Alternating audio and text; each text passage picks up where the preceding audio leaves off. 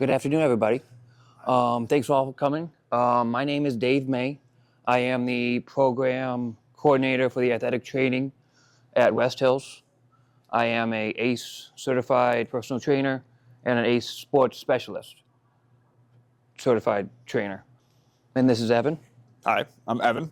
I'm a personal trainer here. I'm a certified strength and conditioning specialist, CSCS through the NSCA. I also have my master's degree in exercise physiology from Western Michigan University. And I am a fitness nutrition specialist as well through the National Academy of Sports Medicine. And I've been working here for about 8 years.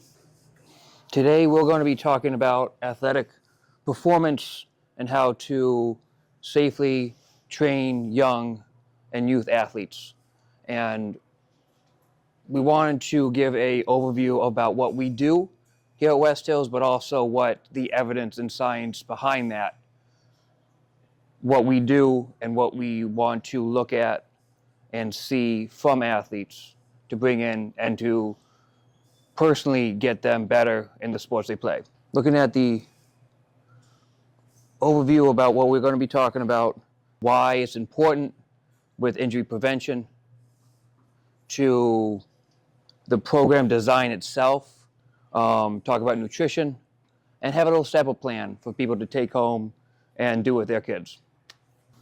So why does strength training even matter, right? Why would anybody even consider strength training? Well, for most people, general population folks, non-athletes, if you will, strength training is a great way to not only keep our bodies, our muscles in great shape, create more of a calorie debt for our body, so that way we can actually have a little bit more of a calorie intake because our muscles tend to burn more calories than the rest of our bodies. So making sure that we are actually performing some sort of some sort of strength training program to keep ourselves happy, keep ourselves healthy. Not only that, with a whole bunch of endorphins that get flowing after a session, all right, and making sure that we are making sure that we are still flexible and able to do all of the things that we want to do later on into life, all right. And when we start at a younger age, say 10 plus, okay, we start to build this foundation that we can then work on. All right, and the foundation principles are flexibility, muscular strength, muscular endurance, all right, muscular power as well, and making sure that we are able to build a solid base to work on and how that can actually translate over into the sports that our student athletes will play eventually or are playing right now and can benefit from. All right. We normally look at some sort of 6 to 12 week program. All right. And we try to make sure that we are watching we do some baseline testing, some assessment at the beginning and some assessment at the end, and maybe midway through that program as well. All right. And we're going to talk about why the 6 to 12 weeks actually makes a difference versus just randomly dropping into the gym on a random Monday here and there, maybe on a Thursday or something along those lines. All right. Sticking to a program is more important than going all helter-skelter with it. With talking about that, we're talking about the performance and what they do in the gym and how that translates to the field, to the court, to the rink, to anything. We want to train them to be athletes. So we're going to focus on jumping, sprinting, getting strong lower body, upper body, using that core, using that power, using that strength in there to translate over to the field, because we're not just training just the muscles, we're training how the body is moving and the neuromuscular aspect of just how they function and get better on the field. And I've seen it firsthand with a lot of my athletes where they come in and they see me and they have a hard time using the legs. I need to focus on single leg movements and getting them to drive through the ball or drive through the ball when they're playing tennis. They have to be able to fight through defenders on the soccer field, you know. They have to fight through a lot of different things, and it is something to see when you see somebody, and you maybe see them beforehand getting pushed around, and then a few weeks go by, they're getting stronger, and they're pushing people. So injury prevention front, and why strength training matters for injury prevention. All right, we see our ladies ages 10 to 18 run into a whole lot of ACL injuries. Majority of the injuries that occur in that age group and that demographic are ACL and knee injuries, and that's because our female athletes that are growing up during that time tend to grow faster than their ligaments do. All right, and the ACL is the ligament of the knee. All right, it's on the front side of your knee, and eventually our femurs and our calf muscles and our tibia and fibula end up growing at a faster rate than the ligaments do. They don't catch up. They can't support the weight of the individual as they're getting older, as they're growing. So they tend to run into a couple of extra injuries here and there and have a higher prevalence of ACL tears, ACL problems, and meniscus issues because their muscles and their tendons and their ligaments are not strong enough to support the weight of their body as they move through space and go and reach for that volleyball or go and kick that soccer ball. Or someone runs into them and they can't hold their own balance or their own weight, and so therefore they fall over, and then they end up running into injuries because of that. All right. Having stronger muscles leads to stronger bones, stronger tendons, stronger ligaments as well. And so if we can do some sort of strength training, Bosu ball work, balance work, flexibility work as well, all of these, and strength training, of course, all of these will translate to a healthier individual, a stronger individual, and one that is less likely to become injured playing sports in the future. Okay. Ankle sprains are another one that we see a lot of. Ankle sprains are a pretty preventable thing unless caused by another individual. And the reason why they are preventable is because of strength training programs. All right, performing a appropriate supervised weight training program that involves balance exercise, that involves single leg balance and strength exercises, say a single leg squat, say a Bosu ball single leg balancing act. All right, these all will recruit the muscles of the calf and the muscles of the foot to get a little bit stronger to support that ankle joint, so that way we don't roll out onto the outside of our ankle under the weight of our body and cause problems later down the line. All right, we don't want to run into any kind of injury, because injuries end up being pretty big setbacks for our high school athletes, given there's only 4 years of high school, and some of these injuries, ACLs, are at least a year, about a year. Ankle sprains can take anywhere from 2 weeks to, 4 months, depending on the severity of the ankle sprain. All right. So overall, don't get me started on anything shoulder related. Shoulders are a pain in the butt too to deal with, but any kind of injury is going to set that athlete back a couple of weeks at least. Okay. So we want to make sure that we are using an appropriate strength training program to strengthen the body up, so that way we are less likely to become injured. All right. With understanding why it's important, how it's important, and how injury prevention is a key factor in training youth athletes, we want to talk about when can they start. 10 years old is where we see as a good point of where they should start, because of early exposure creates coordination and builds a safe movement habit through the rest of their life. And that is one of the other great aspects of starting very young, is it's a good habit forming to keep on going to the gym. We want to develop and enhance the motor skills that they've already just developed through just playing sports, where they understanding just to bring a ball up the field, to throw a ball, to shoot the basket. But now we have to enhance their motor skills by developing different skills and having them do multiple things at once. And in my own experience too, that is usually the time when they could hold their focus for more than 15 minutes, 10, 11, 12. That's when sports are becoming more important, and that's when travel teams start. That's when, they're starting to go to camps, they're starting to go to this, they're starting to go to that, where they're playing the sport more than ever. And that is the perfect time to enhance what they're doing on the field with just getting them stronger overall.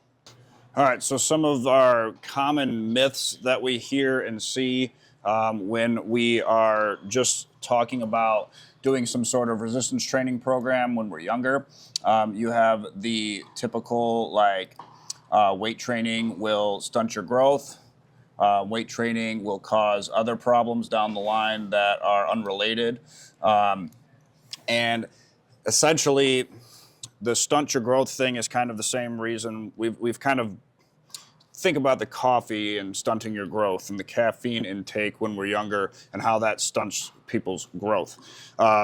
Kind of been dispelled, right? Caffeine has kind of been one of those things where we just didn't want the children all riled up and all hyped up. So we said no caffeine before the age of 16. Okay. Some things have traveled over into the fitness realm as well with that, but essentially we know now based off of our human randomized control trials that we do not stunt growth, and actually we can actually help the development and growth of different bone structures in the body through a structured resistance training program. Most of the time, if not all of the time, when we're referring to structured resistance training programs, we are encouraging supervised resistance training programs too.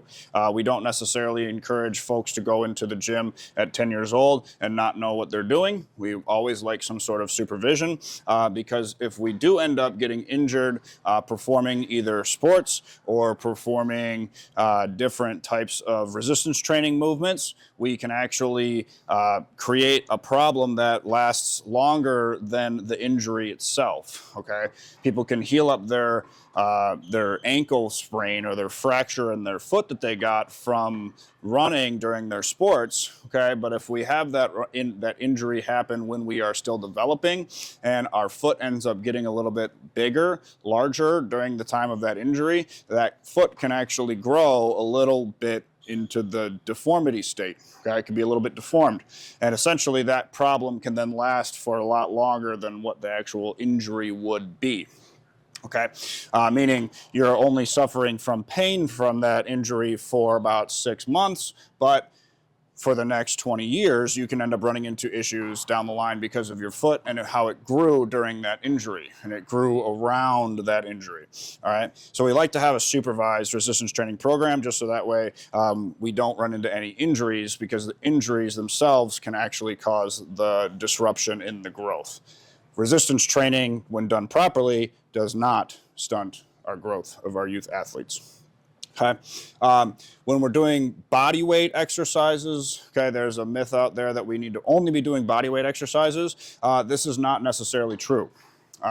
Essentially, how we look at it from fitness professional standpoint is we start where the athlete is at, okay? Have they done any resistance training before? Are they familiar with any of these movements that we're talking about doing? Bench press, squats, pull-ups, push-ups. Are we familiar with any of these? No? Well, let's go through them together. Let's walk through the steps, okay? If we can do the regular push-up, cool, let's do that. Let's see how many you can do safely. Okay? If we can't do regular push-ups, we're gonna back it off a notch, okay? Maybe we'll go down and do kneeling push-ups.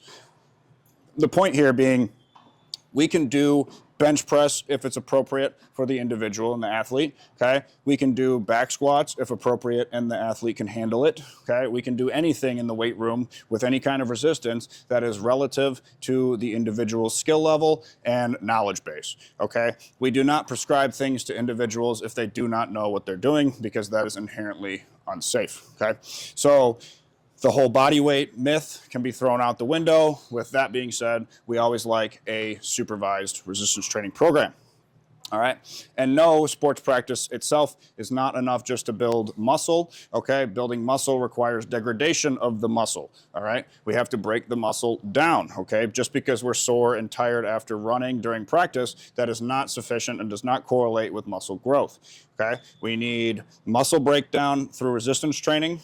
We need protein after the fact, all right? And we also need water and proper rest and recovery after the fact in order to build muscle, okay? We have to be very specific with what we're talking about here. However, skills training and getting faster agility style-wise, getting more specific on the movements of the sport, that can be done in practice for sure, but that person will not get stronger or that much more explosive jumping style, right? Long jumps, okay, long sprints, wind sprints, won't get that much faster unless the strength is developed as well in the lower body. Does that make sense? When we talk about the program design itself and what athletes should be doing, supervision and technique is by far the number one thing that we have to go and start with. We see what they need to do, we see what they need to work on, and see all the bad habits they have. Because sometimes they come in and I see bad habits, and we have to fix those with body weight. We want to talk about progression, we want to talk body weight to light, free weights, and to even more. Okay, into sport-specific movements to more advanced movements to where they could get hurt. And that's where we want to start at the baseline with good form and body weight exercises. When we're talking about frequency, we don't want them to do too much. A lot of kids think, oh yeah, I want to work out every day. I want to do this, I want to do practice. Take a step back. Practice, lift, two separate things, and on two separate days. We like to see it, but you can work out and practice the same day. I wouldn't say play a game and then work out, probably a bad idea, but practice, a lot better. With going through that, we want to include good core, balance, and plyometrics like Evan has stated before, because that is where they become a balanced athlete. We want them to be balanced on the court, on the field, where when they come in, usually there is something that they specifically want to work on, but we see what they need to work on.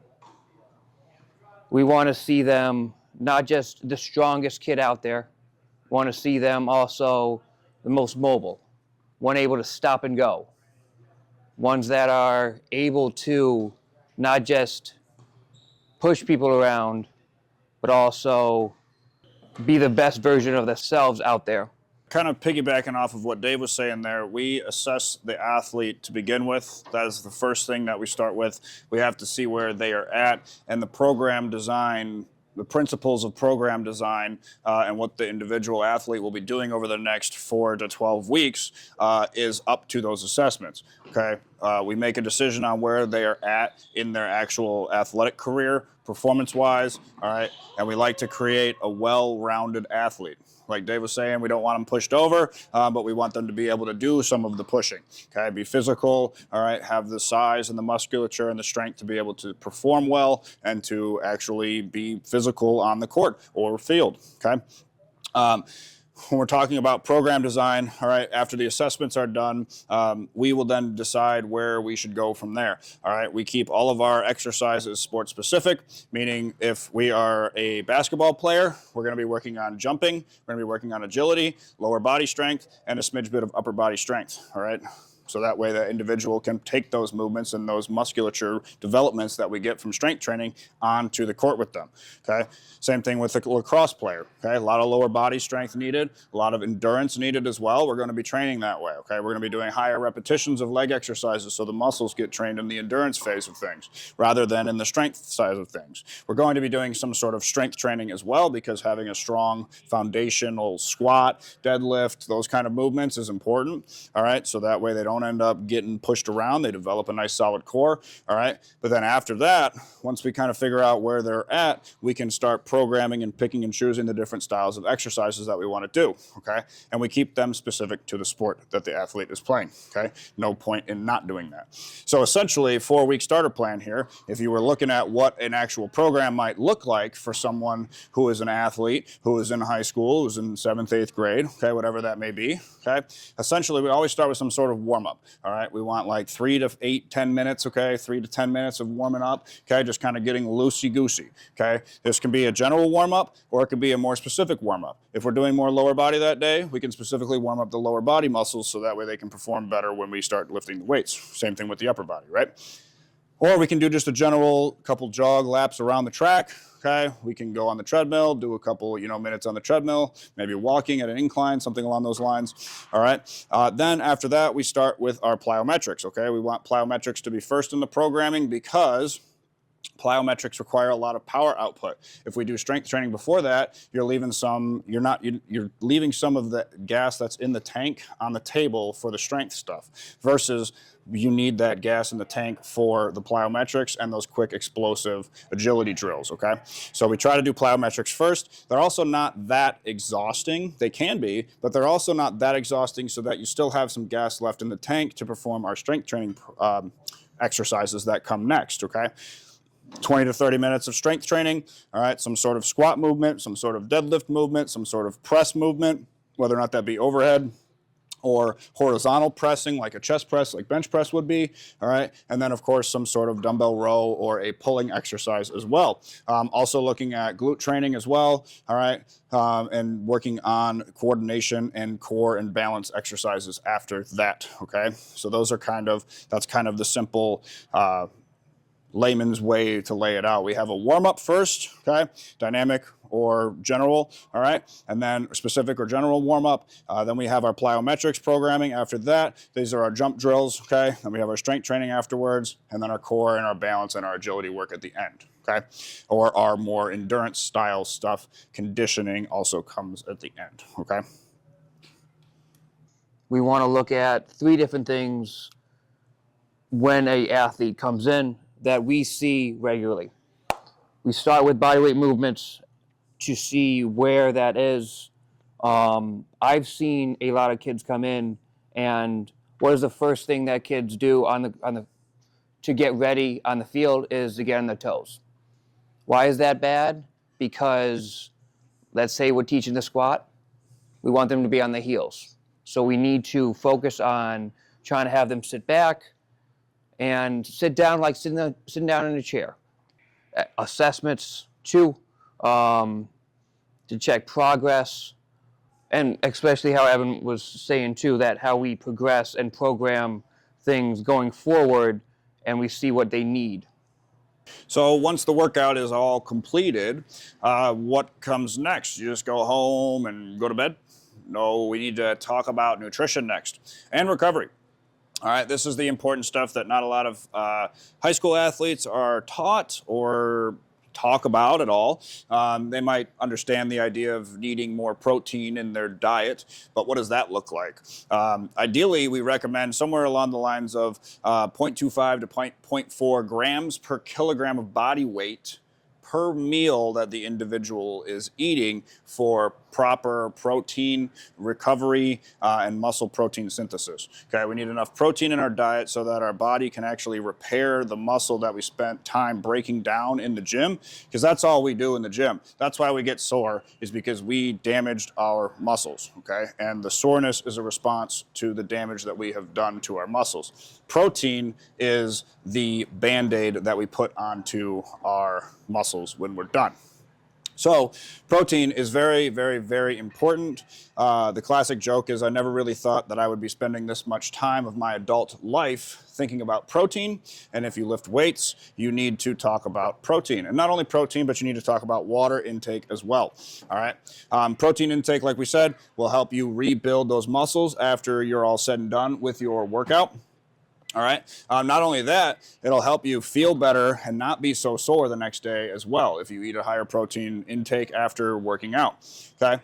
Followed up with that, we have our carbohydrates and our fats. The carbohydrate intake is related to the amount of fuel and energy reserves that we have.